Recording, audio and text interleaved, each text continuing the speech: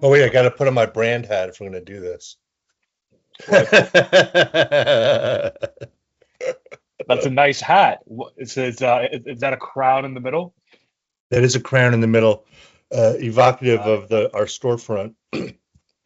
I was making up Okay. logos as I went along in the beginning, and we have a circular logo, but then we needed a straight logo for the front of the store. So I just took the lettering from the circle logo and put a crown in the middle of it. So, Got it.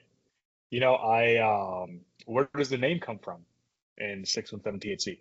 so 617 is the area code of Boston, and Hmm. THC is THC. Got it. So Who we're came up with the name?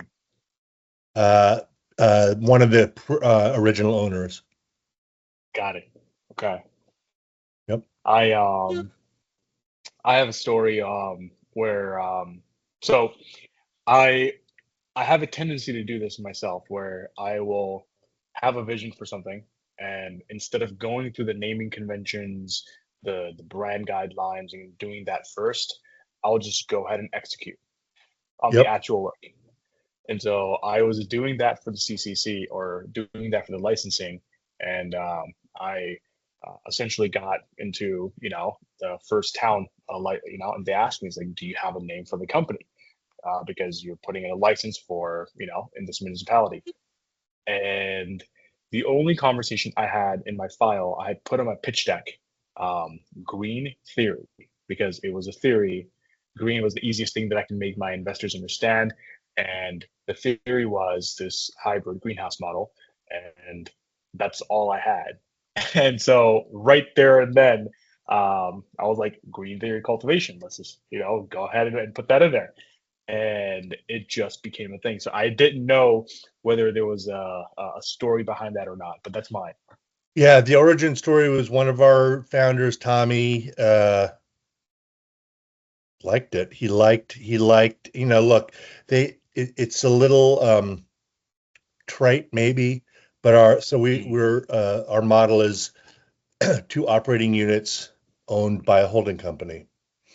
Right. And the holding company they named 617 Therapeutic Holding Company.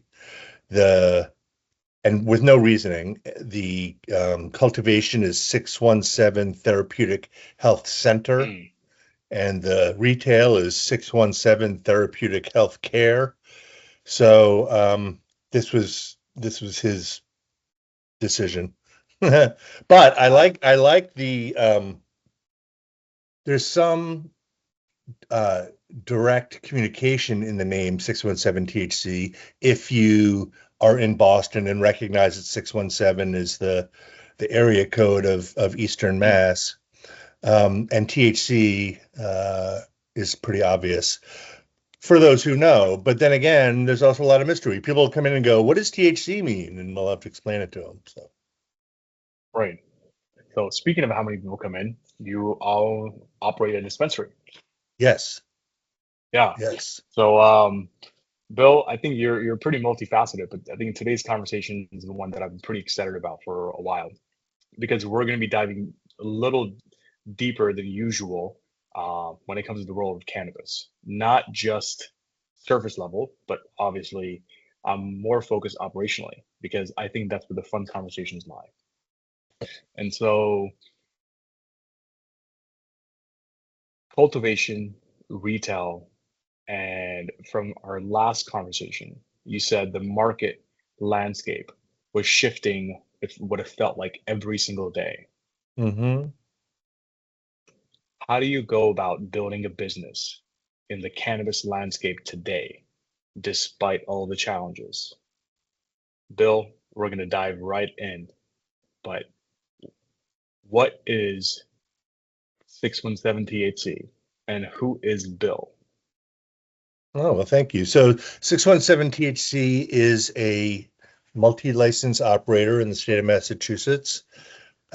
We have a tier two cultivation, which is about 4,000 square feet of canopy growing at the moment. Will grow to 10,000 in our phase two. And we also have a retail operation in Dorchester, in the Boston neighborhood of Dorchester. And We have been in operation at our retail store for about a year and in our cultivation for about 6 months.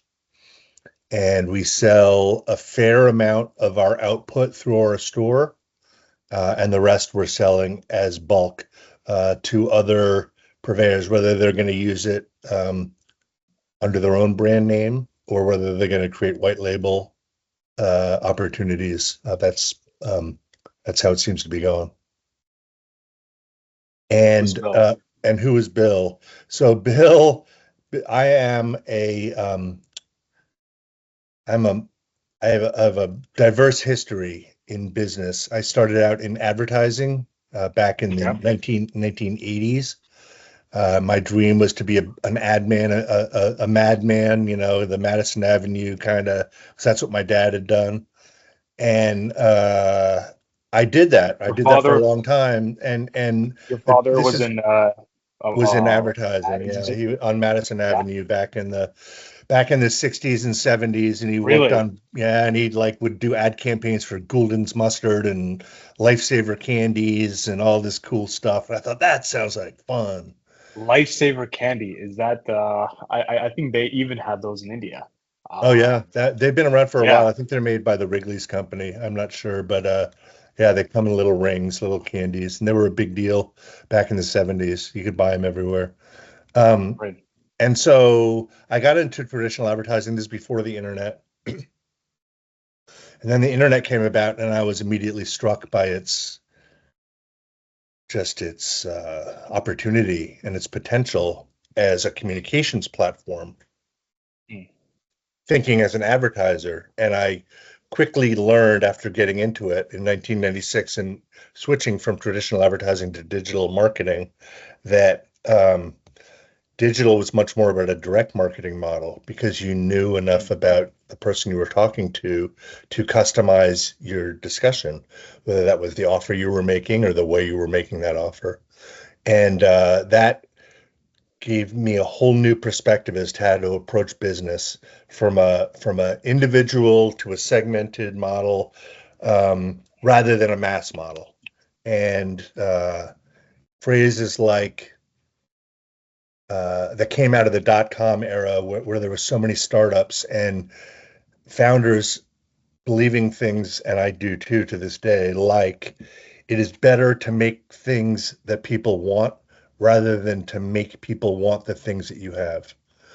Right. So advertising was all about making mm, people want the things that you have. Hey, buy our Lifesavers candies, buy our Gulden's mustard, buy our Wonder Bread, buy our Porsche 911, buy our Patek Philippe watch because it's great. And instead, in software in the early 2000s, it was more about make something people want and you won't even have to market it. mm, And then cannabis came along into my life as a professional opportunity about 10 years ago. And I started learning about the history of cannabis and the commercial history of cannabis, as well as the social history and the governmental barriers that have been put in place and the reasons why that had happened. And my eyes were open to the value of this plant and mm, its role in our culture. And when I applied that through the lens of marketing thinking, it struck me that here's a product that you don't have to really market. You just have to make a really good product and distribute it well so that it can get into the hands of consumers and do so at a fair value. And mm, so if you think about the framework of marketing from the big M perspective, you've heard maybe of the 4 Ps. There's price, promotion, placement, and product. Those are mm, the 4 Ps that make up marketing. People think of marketing as just advertising or putting a banner up or whatever, or making a logo. So much more than that. Your product is part of your marketing and how you make it, your price and how you position that among your competitors, and where you distribute it. So for right now, we're selling our product mostly through wholesale and our own store. There are many other channels where we can sell that product still, and that's part of our evolving strategy. So that's how I brought my marketing background to think about the cannabis industry. right.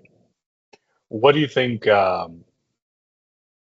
the cannabis market still has to learn. Like what is it's a brand new industry, right? It's still picking, it's feet off the ground in so many cases.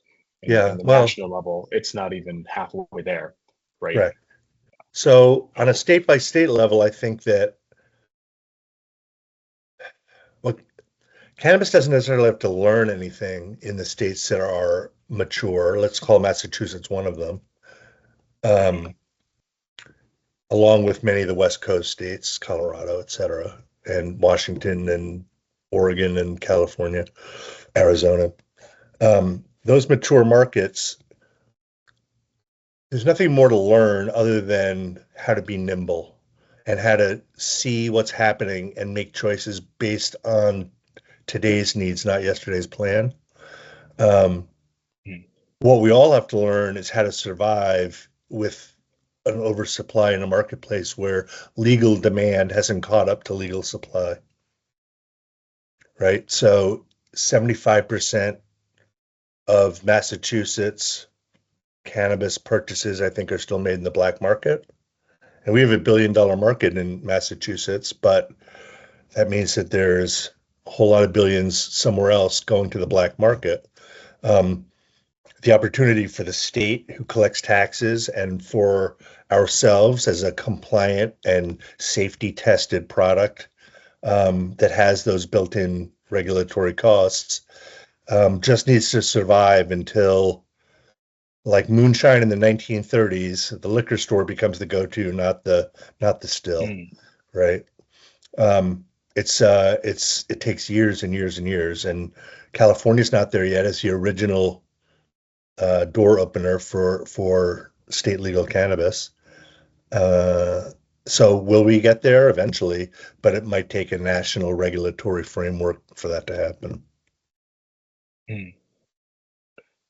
What did you mean when you said value of the plant in our culture? And what is that value? Well, I just was having this conversation yesterday with somebody who was not familiar with the cannabis industry, and Mm, they were reflecting back a lot of the just say no to drugs kind of conventional wisdom that cannabis is bad, it's a vice. We don't need another vice. We don't need anything bad. Kids are dying of drugs, kids are dying of car wrecks because they're wasted, et cetera, et right. cetera. And I think plant medicine has been lumped in with that simply because of its historical um, inclusion in the war on drugs. And how cannabis fits into our culture to, gosh, I just last night watching the Major League Baseball Network, watching a ball game on MLB Network on, through streaming. I saw an ad, my first TV ad for a cannabis company. They've accepted ads from ARL, uh, and they tag Panacea Wellness, their retail, and they tag Betty's Eddies as the product that they're promoting. And it was a traditional 30-second spot, and it talks about cannabis, although not primarily. It mentions cannabis. Um, that sort of visibility in everyday society is what's changing the culture of cannabis publicly. There's still like I said before, there's still a great black um, market for it. And there's a great understanding in the communities where cannabis plays an ongoing role, like the communities that we serve with our store in Dorchester, to where Mm, the change isn't that there's legal cannabis. The change is that there's cannabis that's legal. If you understand the mm, distinction. So many of the folks in our neighborhood, it's a embedded part of their lifestyle, and it has been for their whole lives. It isn't new. It's just now nobody's getting arrested for it. Um, that really affects culture. Now, on the other side of continuum. You have maybe I don't know, the housewife in Newton who smoked a little in college and hasn't for 25 years. And she is thinking as she goes to a cocktail party, wow, one of my friends has these gummies. Should I think about trying it again? And it's a little salacious and it's a little naughty. And there's a big market of the naughties, the cocktail party crowd that is like, hoo, let's get high. That's affecting cannabis culture in our state, and how those people are blending with regular users in a neighborhood like Dorchester is creating an interesting, who knows what the end result will be in terms of how culture accepts it. But it's fun to watching it happen. I think it's very interesting to see the history of cannabis in America. Um, Henry Anslinger obviously did a lot to perpetuate a certain narrative, Yep. and going back to advertising and marketing, one of the slogans that stood out from that entire campaign was verbatim, uh, smoking people who smoke cannabis, and the word marijuana or marijuana uh, was vilified in order to target a certain demographic, Absolutely. and specifically minorities. And the narrative was they're going to smoke and take all of our women. Yes. And basically, so it's Yeah, and very interesting to see how. And that's why there's movies like Reefer Madness. They had white women who were tricked into smoking cannabis and then going crazy because now they were on the cannabis or on the marijuana. Yeah, it was a terrible or a terribly effective smear campaign against a plant. Right. And I've read suppositions that it was the cotton lobby that was behind it because hemp was killing the cotton industry. The cotton industry was fighting to take over fiber manufacturing, production from the hemp industry. Certainly the liquor industry that had just maybe regained legality in the U.S. and didn't want there to be competition for relaxing in the evening. The pharmaceutical industry that recognized its medicinal benefits and didn't want their laboratories being competed against by a plant.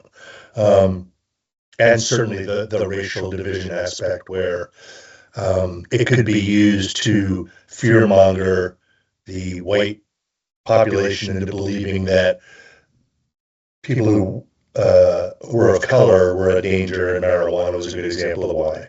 And then you have Richard Nixon in 1972 with the DEA, who simply saw that the long-haired hippie kids and the Black Power movement and et cetera, who were all very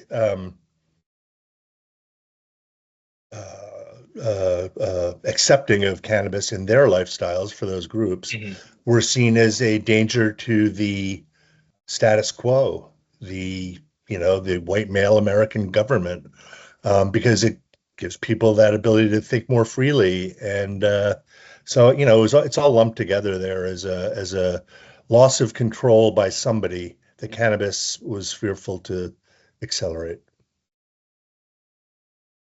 So the society has this certain definition of what the face of cannabis was, right? It's been ingrained in our society. It's perpetuated. Who would you say? And again, I've heard a couple of examples of things: the suburban mom, or this customer base. Who is the face of cannabis now? I mean, the simple answer is Snoop Dogg, because he's a crossover entertainer and because he's so openly for cannabis in such a positive, happy way. Well, I was talking about in terms of people coming in your door, like in terms of your customers, like, in people that are buying cannabis, right? Who's the face of cannabis now? Before it was such a very small. It could be anybody. It could be a 21-year-old who just got her ID and wants to buy some legal weed. It could be a grandma from around the corner who's looking for pain cream for arthritis. We get all these customers. What we don't get in our little slice of the world is newbies. Everyone who comes into our store mostly knows exactly what they're doing, knows exactly what they want, understands the difference between different effects, and knows what they want. They're coming in to fulfill a specific product demand, not a general category interest. And I'm sure that's different in other locations in this country. I worked for a time at another retailer, and I spent a lot of time on the retail floor in Pittsfield, Massachusetts, which is much different than Dorchester as far as a Right. socioeconomic and cultural, they're like night and day. What would you say is the difference? The difference Three is in Pittsfield, there were a lot of people who were new and giddy about it, like tittering, and older women coming in and saying, "Oh, I hope the ladies from my garden club don't see me coming in here." Literally, literally. And these are women in their 60s who probably smoked it up when they were 20, and now they're finally coming back to it. And they're like, "Oh, I hope they don't catch me." That's Nobody's afraid to be seen in Dorchester, but in Pittsfield, there's still a little like, ooh. right. You could just imagine, they typically bring like a whole bunch of goodies to the garden club, right? Yes, One of them, exactly. one of them bringing right a batch of pre-rolls, getting the entire garden club high. That would, I can imagine. I can imagine. That should be a painting. A It whole bunch should. of old ladies in Berkshire Yes. County, a garden club, getting each other, passing around a joint, talking to the But plants. those are the people that are most curious about experimenting with new formats. They'll be the first ones to try the soda or the seltzer. They'll be the first one to try the fast-acting gummy because they are confident in themselves, and if they're familiar with the effects of cannabis, they're happy to look for new ways to try it. It's fun, right? Oh, this week I'm going to try a patch on my arm. Let's see how that works. The people who have just been smoking weed for their whole lives, that's they don't care. Like in our store in Dorchester, we sell very few edibles, we sell very few vape pens, we sell very few concentrates, very few tinctures. It's all flower, all flower. Where in Pittsfield, it was the whole panoply. If you came up with a new way to ingest cannabis, people would buy it. Snack mix, Italian seasoning, all sorts of cannabis infused products out there that people are interested in. But I think they're all just for show. I think at the end of the day, flour, oil, and edibles, just alone, like a gummy, is really the foundation from what I've seen across the economic and social spectrum. Got it. All right, Bill. Let's peel back the layers and go one layer deep. Now that we're talking about cannabis, obviously there's the business construct that containerizes cannabis, right? So in terms of business, how do you go about managing? First, you have the retail. Now you have the cultivation. It's been on for 6 months. It must come with its own set of surprises and challenges. What would you say has surprised you the most about managing both? I can't say I've been surprised, although I'm surprised every day, but I'm not surprised like, wow, I didn't expect that to happen. It's just like, oh, yep, I knew something was going to happen. I wasn't sure what it was. Here it is. Again, it goes back to that word nimble. Like we as a management team, myself and the owners that I work for, have to make decisions at a minute's notice on issues where if we had a week or more to decide, we might the decision might come out differently.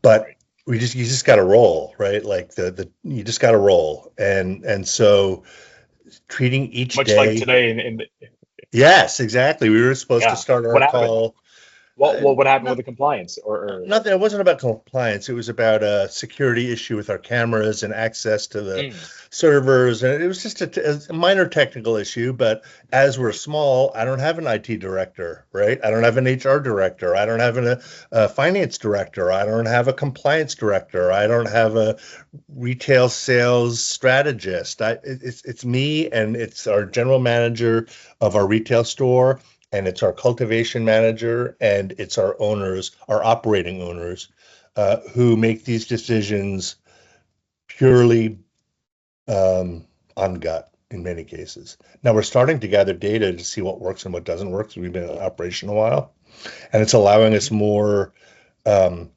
confidence in our early numbers repeating themselves semi-regularly. Say, okay, now we know what the expectation can be. We've set a baseline and a benchmark, and we're comfortable with that. Okay, now let's start to optimize, and then using experimental choices to optimize your processes or your pricing or your promotional strategy or your hours that you're open or whatever it is, whatever dials there are to turn. We've reached a baseline in our retail where we're turning those dials. We're still building the dashboard in our cultivation. We're just starting our third cycle. We've just taken down our second cycle and it's drying, and we're starting to bucket now. Um, and our first cycle, we're just getting through sell through of our dried weight.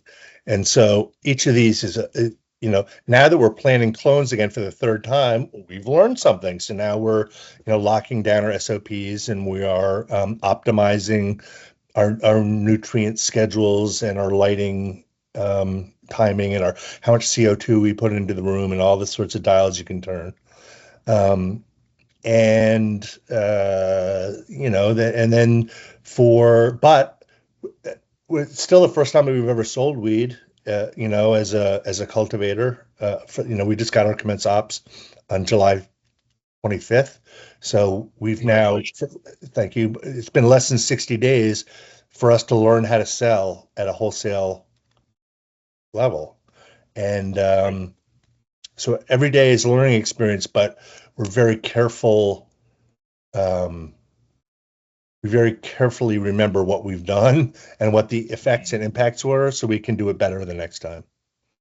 right. So it's all about Yeah. optimization and knowing your business intricately. Right. What kind of data would you say you guys are collecting on your business in order to make these quick split-second decisions, right? Yeah, so at the store, it's easy because the point of sale software that's available to all of us, and there are 10 or 20 or 30 versions that are probably all as good as the others once you get comfortable with them and it fits into your processes. They give me all the data I need from a retail perspective to know what SKUs are selling, what the velocity is on certain categories, et cetera, when to reorder, from whom to reorder, who I can stretch out a payable with, who I really have to pay right away, all those sorts of things. For the cultivation, we're collecting as much data as we can. Uh, everything from, God bless you, everything Thank from you. the EC of the cocoa that we're have our plants growing in, to the um, number of grams per square foot that we're harvesting and producing at the end of post harvest processing, uh, and applying. So, for instance, we just tested out. So our grow room has 23 tables in it, and these tables Mhm. are 4 feet wide by 30 feet long, for argument's sake, not exactly 34 feet long. Okay. And we fit about 90 plants on each table. So and we grow them all at once, one cycle at a time. And so now we're in our second harvest. We tested some LED lights that go underneath the plants, to try and get some more of the correct spectrum of light underneath the plant to help bulk up the buds that grow at the bottom of the plant, don't get as much light. And now we're comparing row to row, as well as that row to its cycle the first time, which grew the same cultivar. and we're seeing if it's worth the investment to outfit the other 23 rows with those underlights. That's one example of how we're using data to make business decisions about our next cycle. Got it. Okay. Well, behind the data, it's the people. Mm-hmm. What would you say is your philosophy on people? They talk about in HR, they talk about, to simplify things, people who work for you having two characteristics that need to be in harmony. And those are will and skill. Will and skill. And we hire people either with the skill or who are demonstrate their ability to be curious and learn as the skill portion. And the will portion is really what we screen for, right? Does this person have the interest and desire to work hard and to work creatively, right? So, yes, we have SOPs, but we also like to empower our teams to make decisions within certain guardrails or within certain, achievable goal, uh, um, you know, boundaries, and let them go and see what works and what doesn't. And then, but have a short leash. You gotta, because translating a strategic intent, what they call in the military commander's intent, like take that hill. Okay, but he doesn't tell the sergeant or the captain or whoever, bring four guys to the left and then bring three guys up on the right with a mortar. No, he just says take that hill, and then it's up to the sergeant or the captain to decide how to take that hill. We try to act with commander's intent and say this is what we need to have happen. See how you do it, that, and not just in a vacuum, but visible to the whole organization, so that we can all learn from each other's attempts at accomplishing things. We don't have a lot of overlap, redundancy in staff, but we do have a lot of flexibility in staff in that we're all cross-trained. We all have our lanes, but we all learn from each other across lanes. So if you can train the skill, and you have enough people who have the skill to be able to train it, right? You have to have somebody who knows what they're doing. Then it's all about generating the will to do it well. Got it. That's such a very catchy thing to say, right? Will and skill. Yeah. Where'd you come up with that one? Wow. Somebody else No. came up with it. But it's true, right? And if you think about it, if you boil your employee base down to the high performers versus the maybe also rans, and you put them through the lens of will and skill, it becomes pretty obvious who's a keeper and who's not. Right. How do you establish guardrails while giving your employees the freedom? Like I said, take that hill. What are those guardrails? I don't know. The simple answer is oversight. It's oversight. It's double checking their work. It is helping them improve their work as they do it because of tips and tricks that they might not be aware of. And if they have that right will, they're constantly looking to learn. Oh, okay, I got it. Okay. Oh, yeah, I'll do that next time. And many of the people we have both in retail and in cultivation have that mindset, which is like, oh, great, a better way to do it. Cool, let's all do it this way now. But you do have to pull back on the reins. So there are people in our organization who have the will and the skill, but what they're lacking is the discipline. And so they will think, I'm smart, I've been trained, I've been given some leeway to make decisions to help the company. I'm going to do it this way.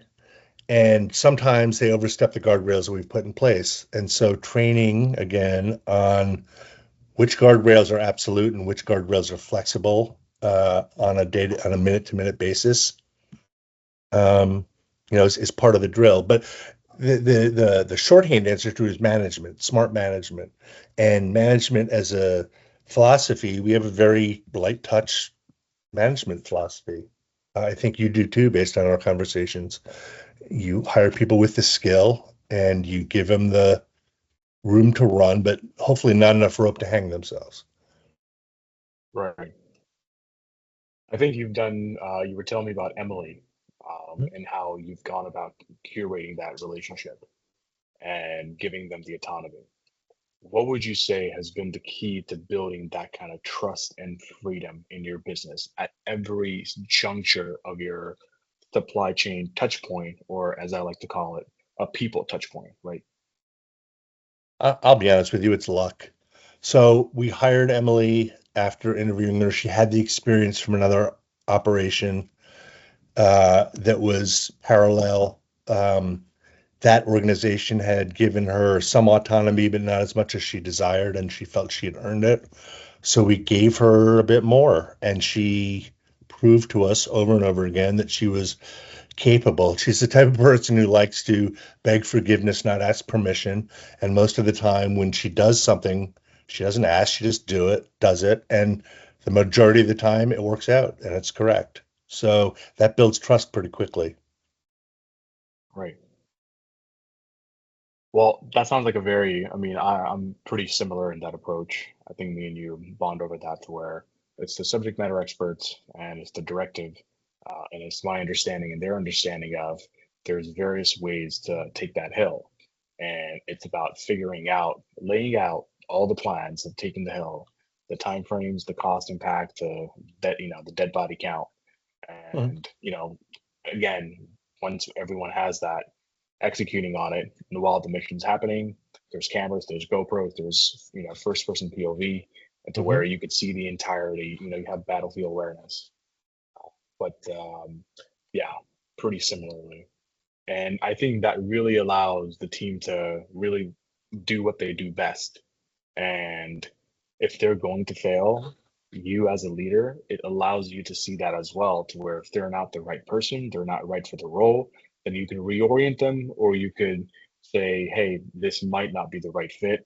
Maybe I can, point you in the right direction. And here's where your Well, talent would best here's fit. the other challenge in our nascent industry is that Mm, many people have um, management experience or retail experience or production management experience. Not many people have cannabis management experience. More and right. more, more and more. I've had to learn my job on the fly because I'd never run a cannabis company before or helped to run. I mean, the owners really have ultimate um, control over that. But um, the responsibility that I've been given, I had never been given that broad of a responsibility in a shared production or manufacturing and retail vertically integrated business. And yet I knew a lot strategically about the cannabis business when I came in, and I knew a lot about the facts and figures. But what I didn't know was, I'll give you an example, inventory management. I thought, well, you just scan it into metric and it tells you how many you got left, and then you're done. And I erred early in my management of the retail team in trying to reorient their practices around inventory control and management. And I was proven dead wrong. Like, no, this is the way we do it, and this is why we do it this way. And I was schooled. I was like, well, what do you mean you're not going to do it my way? And then all of a sudden I realized, well, wait a minute. As you said, these guys are professionals in their role. I, as a manager, had to learn from them and watch to make sure that it fit into our ultimate, commander's intent.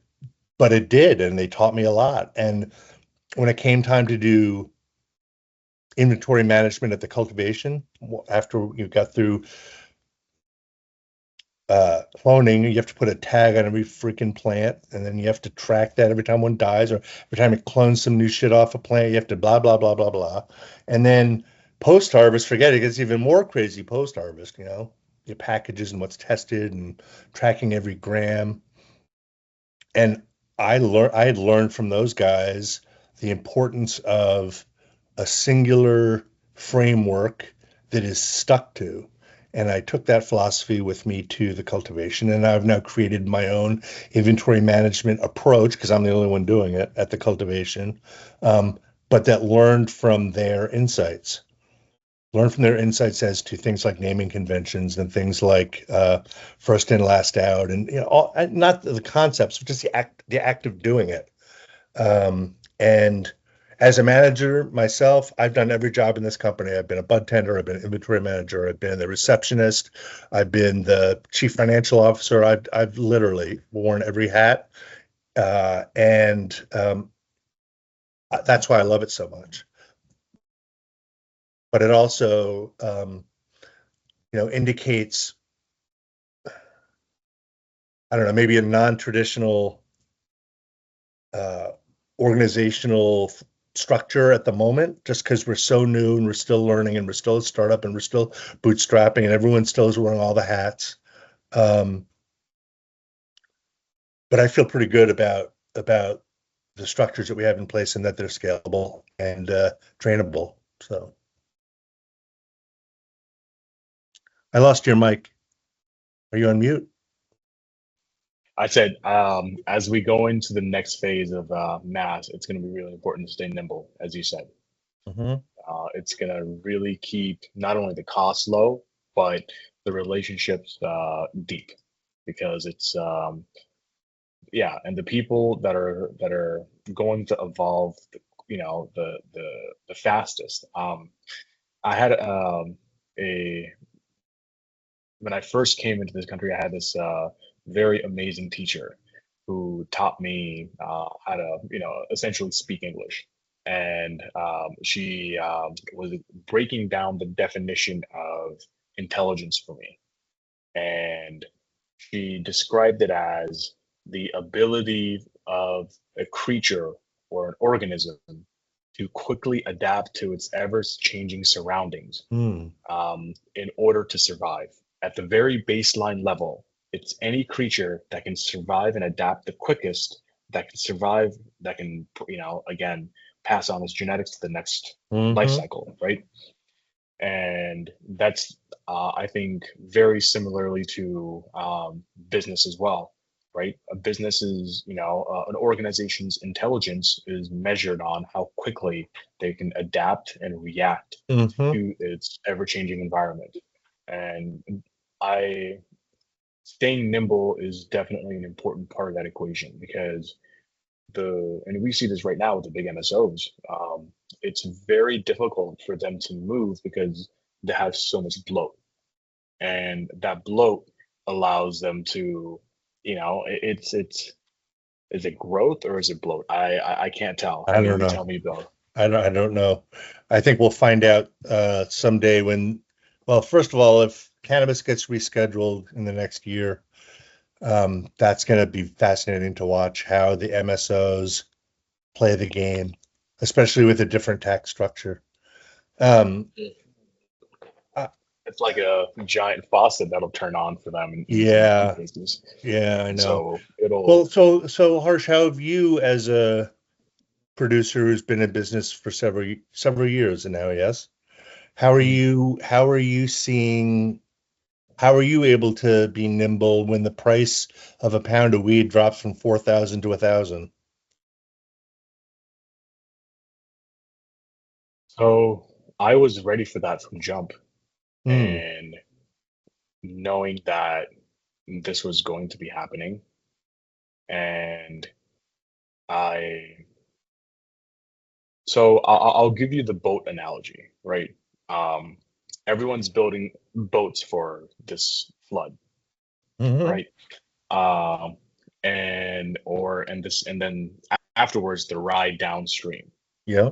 And I, we have a hybrid greenhouse. I knew going in, controlling cost, labor is one, your inputs are another thing. Inputs factor in everything: water, sunlight, food, right? And building an infrastructure around where I could save on all of them would Hmm. prepare me to not only when I enter the marketplace, I can compete on the value and compete on the quality, because as everyone knows, I mean, thyme, basil, all these plants, they release terpenes of their own, right? Um, and they are a direct result of UV. It's a protection mechanism of the plant. And so, it's all these things that I knew I was going to be maximizing the house for the plants, and creating the perfect environment where they can shine. And it's not going to cost me that much. And as long as I focus on that one variable of keeping my costs lower than any indoor, then whatever happens to the market, it's going to be okay. And I'm going to be all right. And Yeah, given that the that majority of the flower is grown indoors in the state. Yeah. 100%. Yeah. And so just by default, I mean, even on a cloudy day, there's UV, right? There is 365. My plants are being bombarded by Mother Nature for free, Hmm. and along with maintaining a high set point and a high environmental controls. And so, yeah, that's the way that I've positioned. And as far as the, I'll be honest, Bill, I am looking at radically reorienting quite a few things in Mm. order to position myself in the Massachusetts market. We are, unlike other people and other MSOs, we are not crashing our prices. We're actually increasing our prices and getting more for what we are putting out. Because the one thing that these big MSOs are going to eventually recognize is the math is not mathing. For lack of a better term, as the kids nowadays would say, it's just not mathing. And they are losing a lot of money. And Yes. once their national balance sheets, right, at the end of the year kind of, equalize, like there's a lot of slurping of the resources. We hear it all the time in the industry. Oh, Michigan's going hot, or Florida's going hot, and they're siphoning money from here to here, Yeah. right? Yeah. Yeah. All the, it's a very known thing, and that's literally what's keeping some of the Massachusetts assets profitable. They're literally being buttressed by the other states, Yep. and it's it sounds like it's a house of cards, in my Mhm. opinion. And I tell my team, all the time, when the house of cards comes down, anytime there is chaos, anytime there is confusion, if you can manage to control your emotion, you will recognize that in the confusion, there is only one thing: opportunity. Absolutely. And that is that's all we have to wait for. Hmm. And just be patient. Yep. At the same time, positioning ourselves as, we know that we are comparable, in the marketplace, and we should, again, like you said, right, pricing is also part of your positioning. Hmm. And so, uh, that is what I am personally doing, Yeah. is uh, doubling down, essentially, Hmm. on the marketplace, and solidifying, us to the best of my abilities as we can. At the same time, it's investing heavily into the cultivation process. Like you said, under canopy lights, right? That's definitely one of them. But there's a host of other things, right? From a genetic side as well. There's a lot of laboratories that are offering tissue culture Yep. capabilities now Yep. in order to have Yep. clean genetics. There are, a lot of other things that we can do. And so we're, again, from seed to sale. And I actually don't even say seed to sale. I say seed to collections, because you got to wait on the money to come in, right? That's the seed to Yes. collection. Um, I am trying to try to optimize as much as possible, because it's I think that's important. And especially, um, I'm in the field. I am not behind gated doors. I watch every single invoice that goes out. I am very much so in touch with my business, which I think an owner should not be so far removed. And I talk to a lot of dispensary buyers or here and there, and be like, I've never talked to an owner of Yeah. a, brand, Which is so which is strange. which is great for me, because that makes it that much easier. Be like, I believe in my brand so much that I'm here talking to you, and Mhm, I would love to hear you out. mhm. And it's yeah, I think again that all falls within the nimble category, and that is what I think. Again, I'm not an expert in the marketplace, Bill. Like I just like yourself, I came into this marketplace with a different background, and you again pick things up as you go. But from what I can gather, this is my best approach and my theory at this marketplace, and it's going to be a constant process of adjusting that as we proceed forward. Do you, So as a cultivator, feel um, uh, uh, what's the word I'm looking for? Do you feel like you're missing out by not having a retail channel of your own? yes and no. Yes, because that's the easy answer. No, because um, r- focusing on one leg allows you to vastly outcompete anyone and anything because that is your primary focus and there's nothing else. Um, in our other projects, I'm looking at having retail outlets, and that's just something transparent. But those are in other states, right? Yep. But in Massachusetts, uh, I think it would have it would have prolonged my development as a Mhm. business owner and an entrepreneur if I would have from jump started with two assets in I tangent understand. trying to scale. Yeah, I It understand. would have, yeah.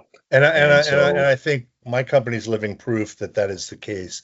I don't think we're as far along in either because of our split focus on both. I know myself as a trained marketing strategist with a lot of retail strategy experience with big national brands like Subway. There's a lot more that I personally could be bringing to the table in our retail strategies, but there's just so many cycles. There's so many Subway, cycles. really, Yeah. I didn't know you had experience at Subway. What'd you do? I ran the agency that did their shopper marketing. And what that means is that the team that worked with me, I worked directly with the clients, we redesigned their menus and their store signage.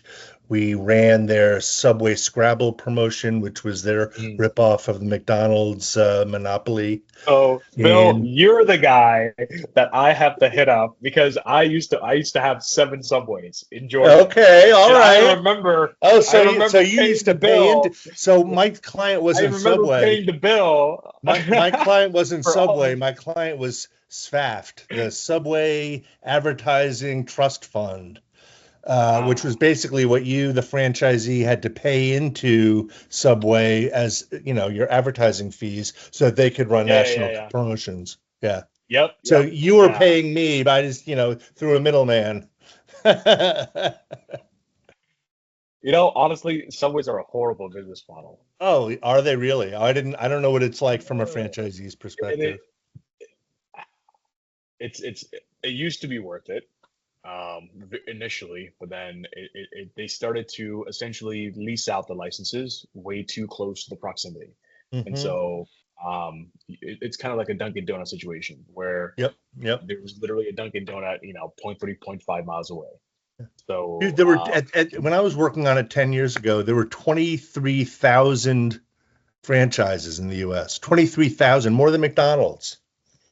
you know what I think? So Subway wanted to scale really quickly, and they managed to do that, but they sacrificed quality big Hmm. time, um, big time. And I remember getting the actual like I used to eat from Subway before I got a Subway. After I had it, I stopped eating Subway Oh. because the quality was so bad. The Hmm. meat was garbage. It was barely edible. The Yep. bread is not even bread. Oh, And I these are know. all true I statements know. from an operator. It's not, and it's one of these things to where the quality has gotten better-ish, but it's still not there. Hmm. Hmm. Yeah, and now So, Jersey Mike's has come in as a new franchise and is eating their lunch. yeah, No pun intended. yeah, no, they're just tackling quality. Hmm. They're They're not in every, Subway might have like 2, 3 spots in a town, and Jersey Mike might have one, well positioned, properly priced, and it's out competing it.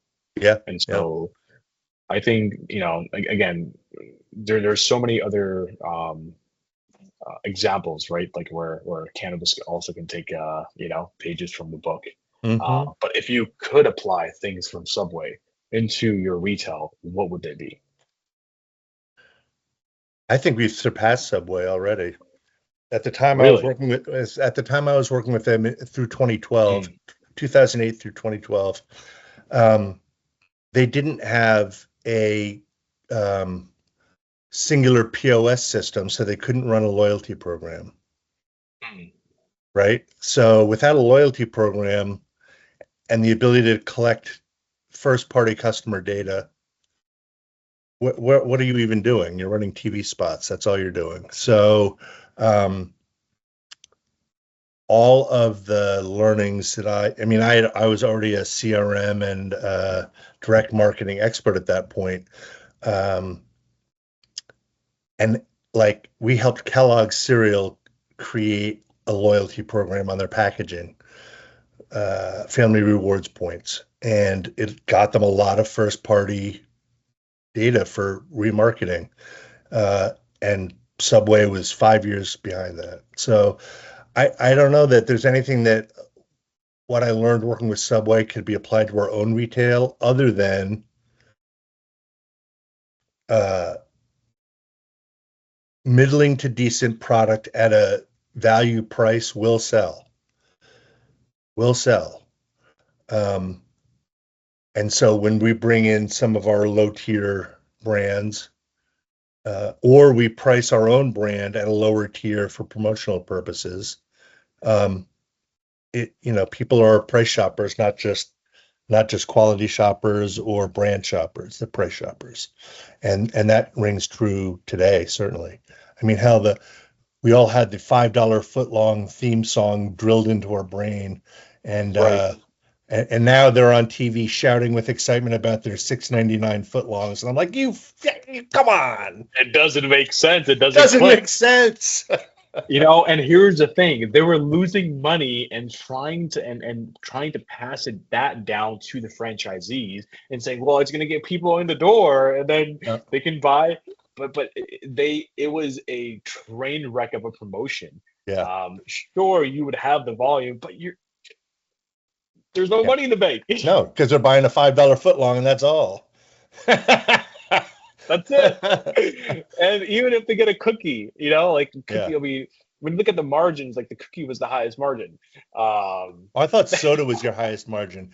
Wait, Well, get soda, this. yes. I was talking about the edibles. I Okay, so wasn't no, looking at you the drinks, finish, and but I'll yeah. tell you a funny story. No, no, hit me with it.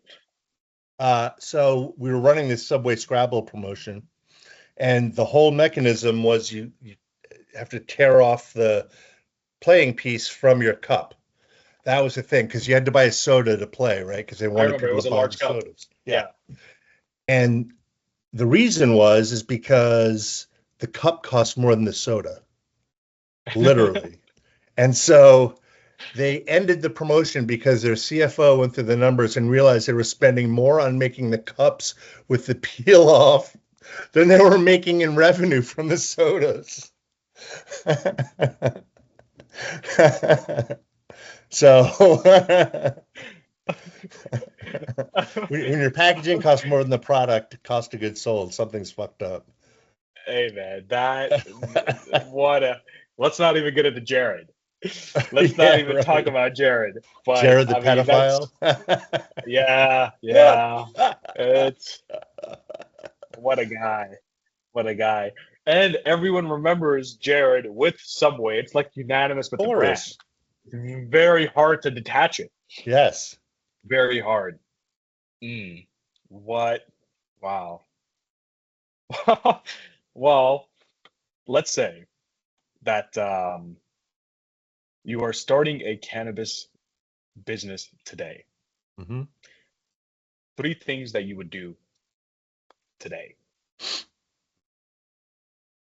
I would start with a manufacturing license. Mm. I would start with a manufacturing license because it gives you the most flexibility to become whatever the hell you want. You can buy white label flour and repackage it and sell it. You can buy fresh frozen flour and turn it into, rosin. You can you can do all sorts of shit with the manufacturing. You can become a distributor. And basically, there's no distribution layer in Massachusetts yet, like there's in California, where distributors buy the product from cultivators or makers, manufacturers. They hold on to it and Or then New they York. sell it, and then they sell it to the retailer. The I think New three-tier York model. also has the same structure. Yep, yep. Massachusetts doesn't have that three-tier structure yet. It's going to happen, and there are retailers and those with manufacturing licenses who are setting aside their plans to grow their own product. They don't ever want to. All they want to do is buy, repackage, and sell, or buy, distribute, and resell. And I think that's a really interesting model given the state of the state, because it was pointed out by somebody I was speaking to in California that when they sell their product to a distributor, their accounts receivable is always paid on time because the distributor won't pay them directly. It's a pass through, but the distributor will say to the retailer, you pay all the bills you owe me, or I'm not going to distribute any of the 50 brands that I have on my truck. And your customers want 30 of those brands. So you'll pay me for the one that you're late on, or you don't get the other 30 brands. So that sort of leverage is Very interesting. similar to the liquor industry. Yes, exactly the Yeah. same three-tier model. Exactly the same three-tier model that is usually in most states um, mandated. Mandated. Right. Not yet in cannabis, at least not in Massachusetts. California has distributors, but they're shaky. People like Distru and others. But something's going on with, if not that, category It's businesses, the roles it plays, right? And so that's where it's companies very who are starting to co-pack now, right? There are a lot of people co-packing. right. In fact, I asked your team to co-pack for us a year ago, and they couldn't figure it out, or didn't want to figure it out, which is fine too. Might not be a business you wanted to go into, but in any case, we have people co-packing for us right now, and some of them are better than others. Some of them have made a commitment to the people, the process, and the infrastructure to do it as efficiently as possible. Other people are still playing around with the fact that, oh shit, we have this license that allows us to co-pack. Why don't we do that too? Um, the ground continues to shift. That's all. Right. Yeah. So that's what I No, do I differently. think If I was starting today, if I was starting a cannabis company today, I'd start with a cheap $10,000 a year manufacturing license and turn that into an octopus of many different, business models. got it. Okay.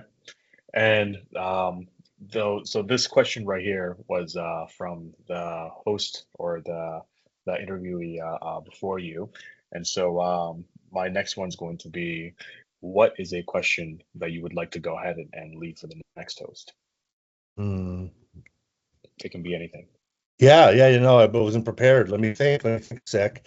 I would like Take your time. to ask, yeah, thank you. I would like to ask them what they what they feel the role of branding is in the state of Massachusetts currently. The role and importance of branding in achieving their business goals.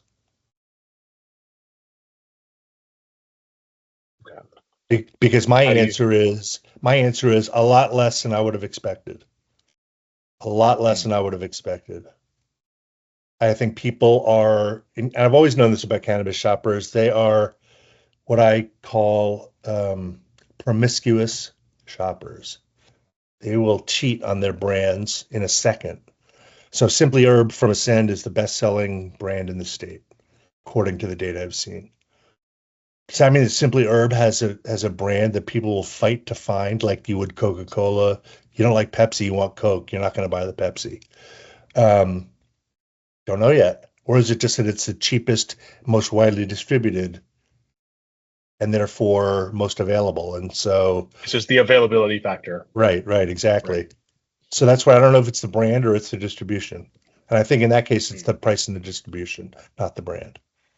Like if Simply Herb went away tomorrow, would somebody be sad? No, because they'd find the other pre-ground, eighth for $10 or whatever.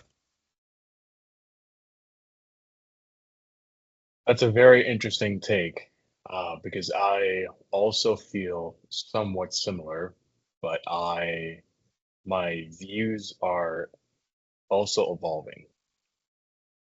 And I agree with you that if you were to replace, hypothetically, Fernway, let's say, on your shelf, Mhm. and with 617 THC vapes that, let's say, we could produce, and probably the reason my team said no is probably me. I had given them a sharp directive of saying we are focusing on what we are good at, No, of course, and of course, of course, of and course. and everything else is siloed, and we are only, the goal is to get great and phenomenal at what we have Mhm. in the pipeline, what we have invested in. But anyways, going back to the vapes, if you were to, let's say, do just that, then I mean, we even have stores that we, have partnership with, where they've done exactly that, and they've introduced their 2 grammers and 1 grammers, and the consumer, let's just say, has nothing. The adoption rate has been fairly quick, if not instantaneous, because I think as a commodity, it has not matured enough yet in order for the full spin of marketing to take flight, And unless Fernway you and have Fernway tries as hard as anybody. I mean, Liam is a hundred great, and percent their it does. brand is amazing. I mean, like structurally, that's a fantastic brand. I just don't know that people are going to say, "Oh, Rove sucks." I only smoke Fernway.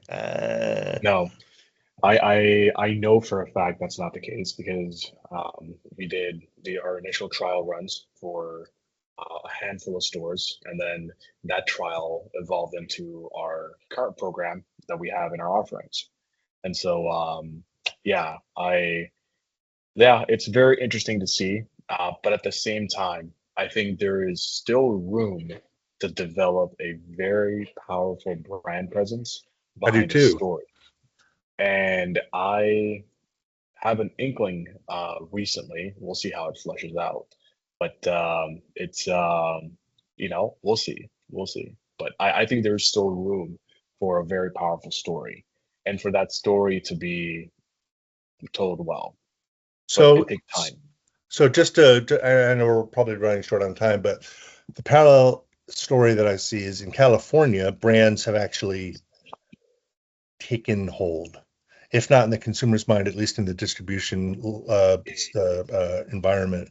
So you have brands like Stizzy, and you have brands like Wild Gummies, and you have brands like Kana, that have been licensed outside the state, but really in California, like they're the number one, right? So our cultivator is from California, and when he first got involved with us, he said, "Oh, you've got to get Kana gummies on your thing. It's the biggest one. You got to get Kana." I'm like, "Well, Right. we have Kana, and nobody bought them because people don't want edibles in our fucking neighborhood. So your brand isn't worth shit." Right. And let me No, tell it's you, it's true. It's true. and let me tell you, I don't think that Rev Clinics, I don't think Camino is going to save Rev Clinics, right? It's like Right.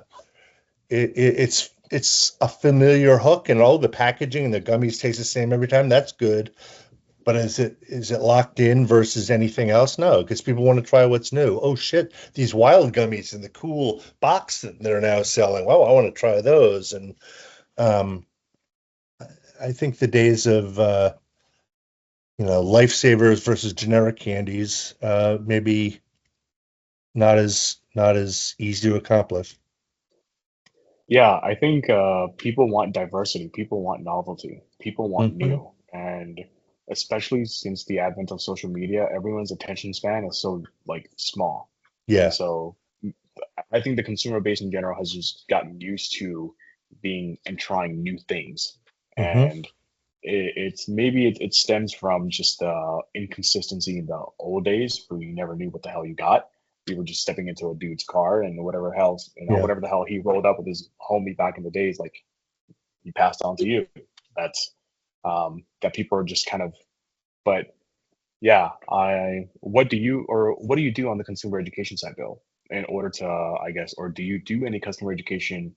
Because you We did we mention the we majority of your we customers are we educated. so all the bud tenders and customer facing staff that we have are Mm, all super knowledgeable about cannabis. We hired them that mm, way. And we take advantage of all the bud tender education that our vendors provide, and we do training sessions with them where we talk about this or that, terpenes versus blah blah blah.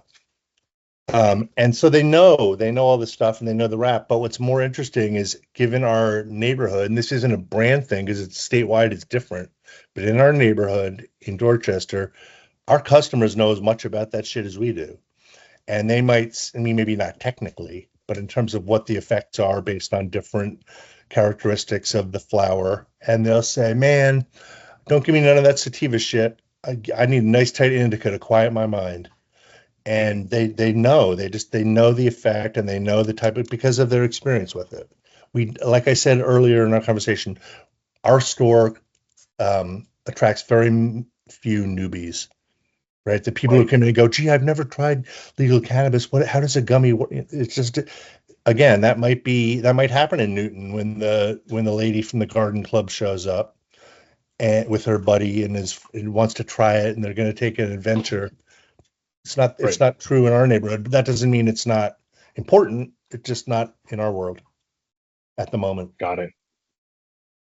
Yeah, I think. Well, if I guess your store has a very segmented marketing, then, right? It's very different than Yes. a dispensary at the Cape. Yes. Oh, completely. So, what is, how do you, A, listen to your customers, and B, how do you establish a robust loop to where you as an organization can talk better to your customers and Yeah. position So, to yeah. like better? So, again, our bud tenders are trained to listen and Mm, they're trained to take what they hear and feed it back to the rest of the team. And that includes me and the owners who every night get an end of day report saying, here's what customers were talking about today. So we all feel like we have a pretty good pulse on the individual feelings. We've also done surveys, um, and the surveys come back telling us nothing new. It's a lot of the same information. Um, it's just verifying and validating your theory mhm, further. Yep, exactly. Mm, okay. Well, Bill, this was great. Thank you so much for hopping on.